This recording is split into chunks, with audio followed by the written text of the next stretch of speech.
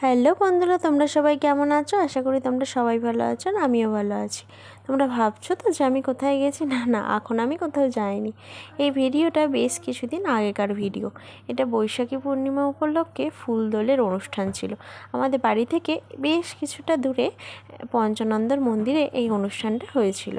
তো এখানে গেছিলাম আমি, মা, আমার বৌদি, আমার শাশুড়ি মা, আর আমার মিঠাই সোনা তো ছিলই। তো দেখো এই যে এই ফুল বাবা পঞ্চানন্দের মন্দির, তো দেখো কি সুন্দর সাজিয়েছিল মন্দিরটা। আর তারপরে একটু ঘোরাঘুরি, টুকটাক খাওয়া দাওয়া। আর ঘুরতে বেরোলে একটু হাসি, আনন্দ, মজা সবার সাথে। তো দেখো এখানে আমরা বসে বসে একটু জিলিপি খেয়ে নিচ্ছি।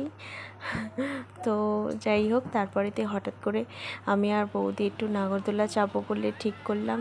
তো তাই হলো। তো দেখো, তোমাদের ভালো লাগলে অবশ্যই কমেন্ট করো। আর দেখা হচ্ছে পরের মিনি ব্লগে। টাটা।